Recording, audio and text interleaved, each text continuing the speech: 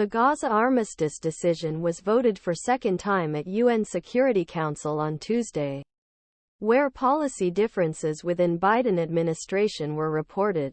While the diplomatic efforts New York search of ceasefire film, there was renewed pressure for new pledge agreement that would include short humanitarian pause the fight to allow him to make change with Palestinian prisoners.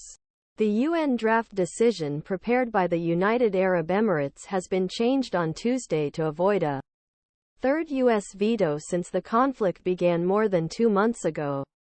The change in text, instead of hostility stop urgently sustainable, safe and barrier-free human access, he referred the emergency suspension of hostilities allow urgent steps sustain hostility. According to diplomatic sources, the U.S. mission in New York believed that at least text negotiated a text in which he could abstain. But when Washington was consulted, new objections took pro-Israel line of the White House. The White House objections are any words, stop, from a substance responsible for watching flow humanitarian aid without clearly specifying role Israel in entering Israel, or for a cross-border attack on the 7th of October border attacks on Israeli communities that killed 1,200 people. The solution Hamas condemnation. While consultations between New York and Washington continued, a vote for the UAE decision was postponed until earliest Wednesday morning.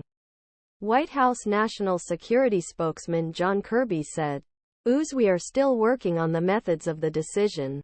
UN Ambassador of UAE Lana Nusseibeh said, "Ultimately, the last point is a ceasefire. But as you know, it has not been accepted lately. So we must move on to the area that allows humanitarian workers to work on a safe and scale." Meanwhile, there were new efforts to revive pledge swap that produced 1-week pause in the fight at end of November. A meeting between Qatar's Prime Minister Mohammed bin Abdulrahman al-Thani, MOSSAD Chief David Barnea, CIA Director William Burns on Saturday, during a pause, which was previously negatively negotiated.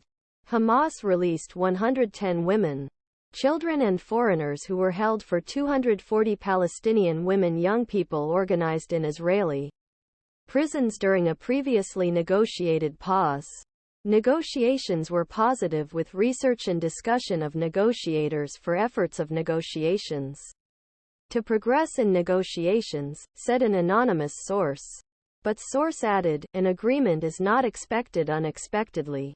Ismail Haniyeh, the political president of Hamas-based Qatar, was expected to talk to another swap in Egypt about a pledge swap agreement on Wednesday.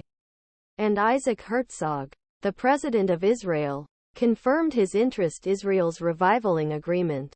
Herzog told Washington in his statement, "Israel is willing to enter another humanitarian pause and bring additional humanitarian aid to bring the hostages back. So all the responsibility of this issue is Sinwar, Hamas leader in Gaza, and his people." Tuesday. However, President of